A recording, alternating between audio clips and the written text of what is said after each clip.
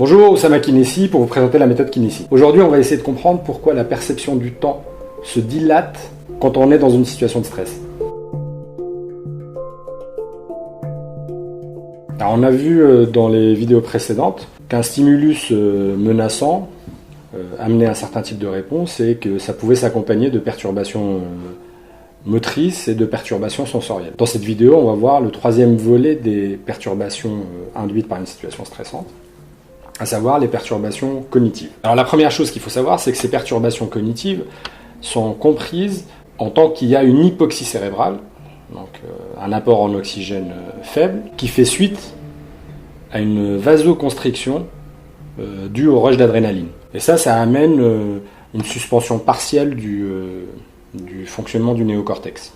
Alors la première perturbation observée, c'est ce qu'on appelle le comportement automatique intégré. On relate par exemple dans des faits de fusillade, des gens qui reproduisent à l'identique les gestes appris à l'entraînement, en y intégrant en fait les étapes protocolaires, comme ramasser et essuyer les douilles. En fait, ce qu'on observe, c'est qu'en cas de stress aigu, il y a des suites motrices complètes qui sont restituées sans aucun contrôle volontaire, et sans aucun souvenir ultérieur d'avoir fait quoi que ce soit. Alors habituellement, les plans moteurs intègrent toujours la commande du système nerveux central, et là on constate que ça fonctionne plutôt sur le modèle de l'arc réflexe. Ça veut dire quoi? Ça veut dire 1. Déclenchement par stimulus, 2. Une forme stéréotypée et rigide, 3. Lancement involontaire de la séquence, et enfin 4. Déroulement jusqu'au bout de la séquence. Et enfin, la deuxième perturbation cognitive qu'on observe est liée à la distorsion de la perception de la vitesse. L'événement semble prendre beaucoup plus de temps qu'il ne dure réellement, et ça fait comme une espèce de ralenti cinéma. Là encore une fois, ça me fait penser au film de Timur Bekmambetov, Wanted.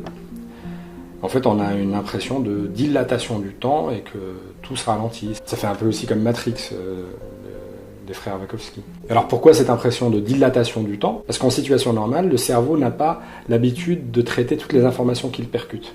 Or, quand il y a un stimulus de danger, il a tendance à traiter toutes les informations qu'il a la possibilité de traiter pour maximiser ses chances de trouver l'information qui va lui permettre de survivre. J'espère que j'étais suffisamment clair et concis, que j'ai répondu à la question. Tâchez d'explorer ces pistes de réflexion.